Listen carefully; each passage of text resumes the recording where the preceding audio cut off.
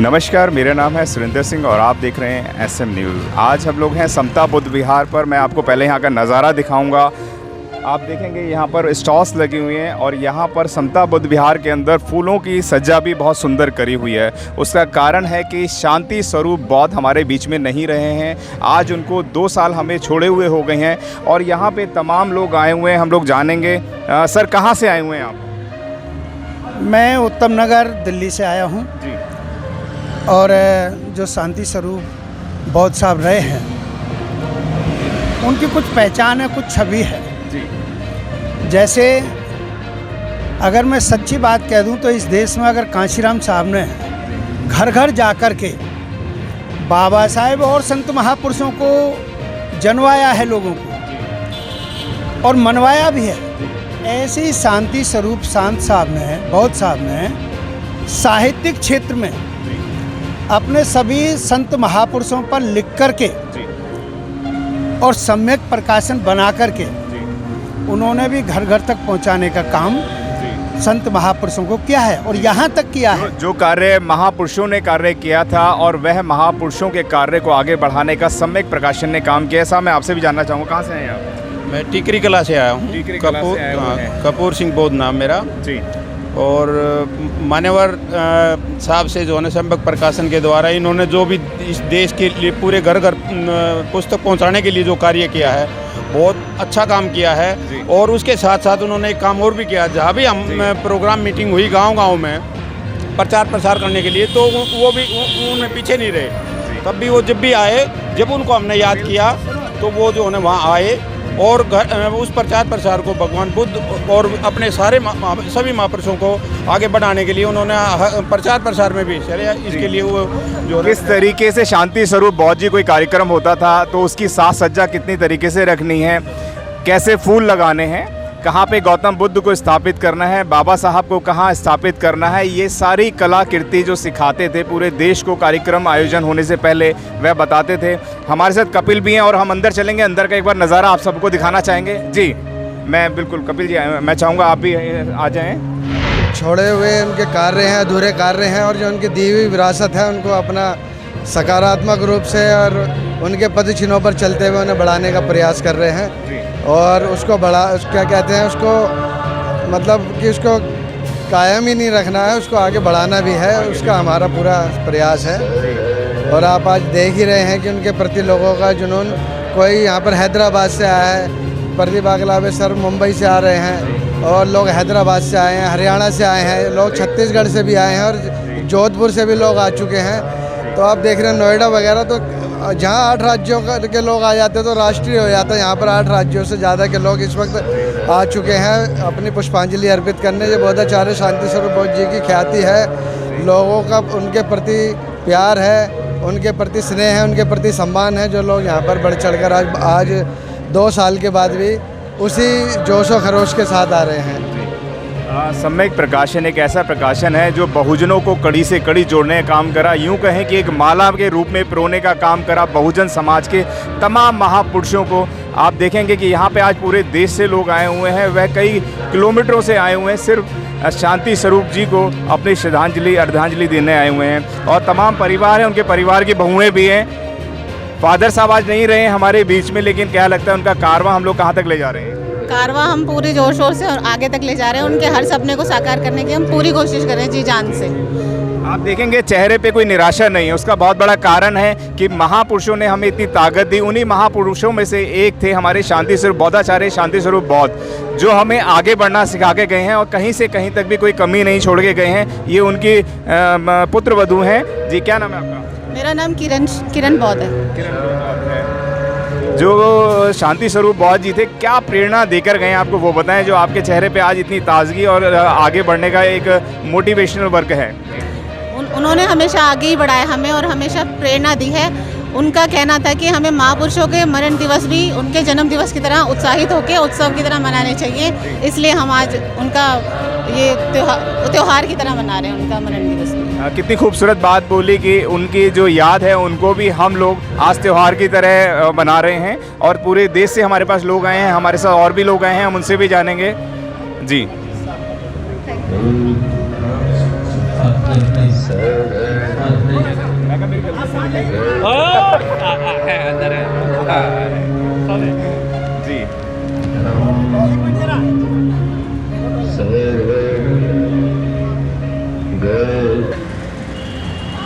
आज यहाँ पर सैकड़ों की तादाद के अंदर, हज़ारों की तादाद के अंदर लोग आए हैं। उस बहुजन समाज को एक कड़ी में जोड़ने का काम करा था।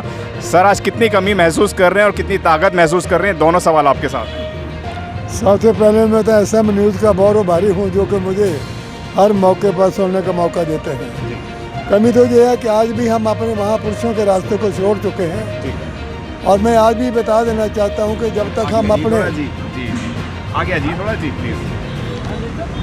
अगर हमने अपने महापुरुषों के रास्ते को छोड़ दिया, उनके बताए मार्ग पर नहीं चले, तो याद रखना एक दिन हमारा बहुत ही बुरा हाल हो जाएगा। तो इसलिए हम सब लोगों को, बहुजन समाज को एकजुट होकर बाबा साहब के संघर्ष, जिसको उन्होंने कॉन्स्टिट्यूशन के आधार पर ऐसे दोष में रहने वाले हर जाति धर्म बरादरी के लोगों के एक कर देश को मजबूत किया है, हम उनको भूलना नहीं चाहिए। मैं अभी जी चौधरी के पास था, उनको मैंने बोला था बाबा साहब ने कॉन्स्टिट्यूशन के आधार पर सबसे पहले SC+ ST को एक किया, उसके बाद उन्होंने 1952 में SC+ ST+ OBC को एक कर दिया, और 1954 में डॉक्टर अम्बेडकर ने SC+ ST+ माइनॉरिटी को एक कर दिया, जिसमें मुस्लिम, सिख, ईसाई, पारसी हैं। आज आप बताइए, इस देश के रहने वालों, बाबा साहब ने कौन सी कमी छोड़ी है इस देश को मजबूत बनाने में? अगर आप लोगों ने डॉक्टर अम्बेडकर की बात को नहीं मानना, याद रखना 4000 साल से हम गुलाम रहे हैं, उसको याद करके डॉक्टर अम्बेडकर की बात को मानकर आपको इस मिशन मूवमेंट को आगे बढ़ाना है। आज मैं शांति स्वरूप बोस जी के आज इस मौके पर आया हूँ, जिन्होंने बहुत सेवा की है और अपना लिटरेचर इन्होंने बनाकर देश के कोने कोने में पहुँचाया है।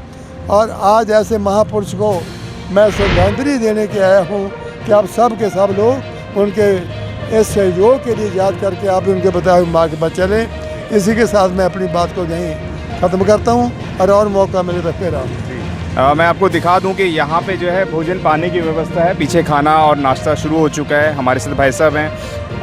भाई साहब, ये सम्यक प्रकाशन है, ये किस तरीके से काम करता है और कितनी कड़ियों को जोड़ पाया है? महापुरुषों के विचारधारों पे लगातार काम करता रहा था, तो क्या लगता है कि अभी भी उसी विचारधारा पे काम कर रहा है या बदल गया है? नहीं, जो सम्यक प्रकाशन है, जिस विचारधारा से बोधाचार्य जी ने शुरू किया था, वही विचारधारा से आज काम कर रहा है। कमी जरूर खल रही है, क्योंकि वो गर्जना हम दूर है, अब हमें वो सुनाई नहीं दे रही है मंचों पर, वो बुद्ध विहारों में या कार्यक्रमों में।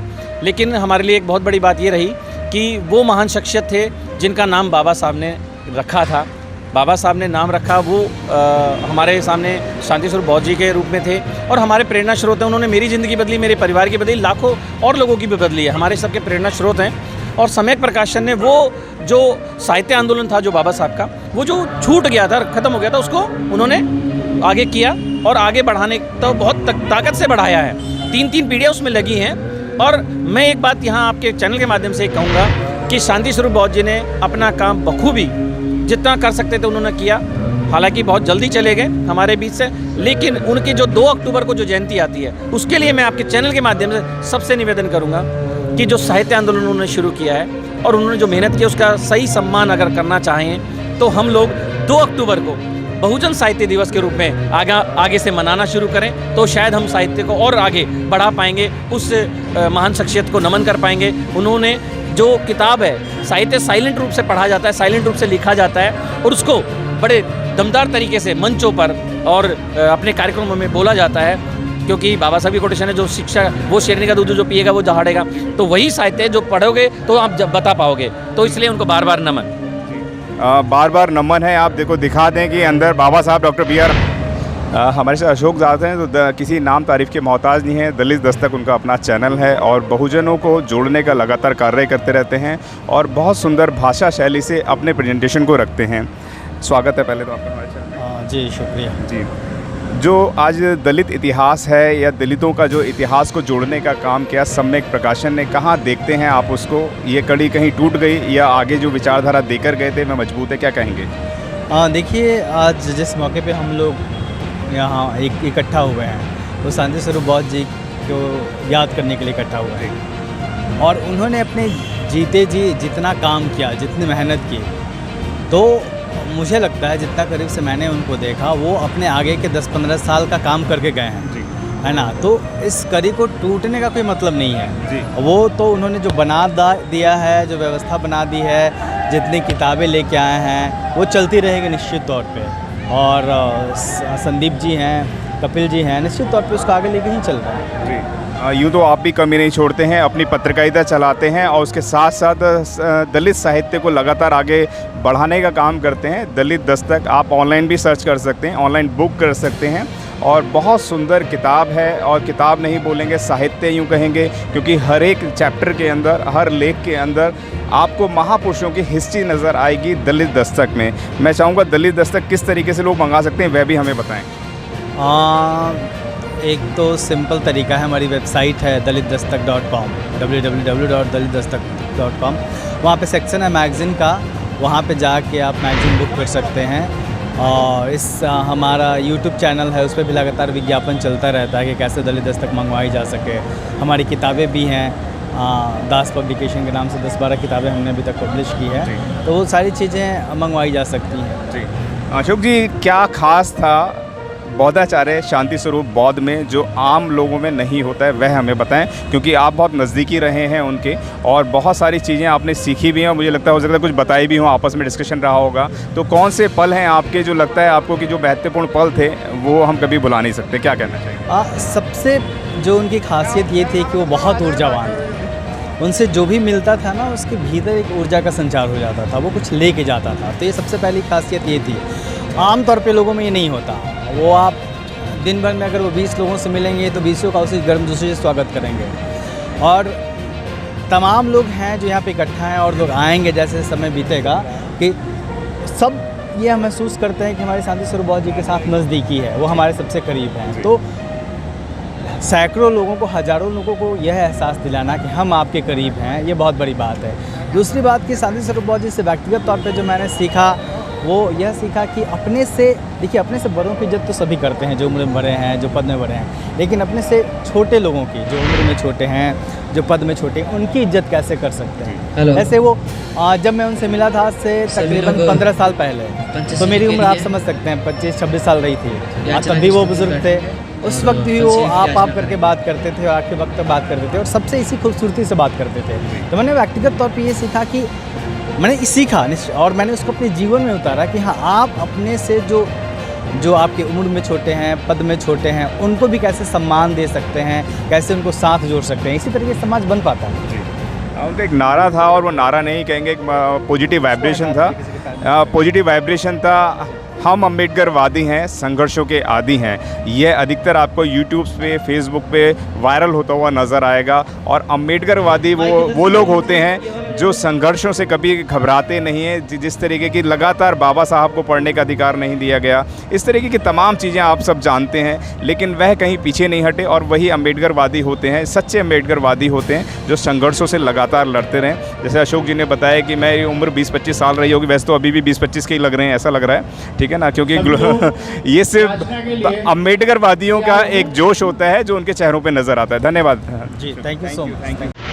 अगर आपने अभी तक हमारा चैनल सब्सक्राइब नहीं किया है तो सब्सक्राइब करें और घंटी का बटन बिल्कुल भी दबाना ना भूलें, ताकि सभी लेटेस्ट खबरें पहुंच सकें आप पे सबसे पहले।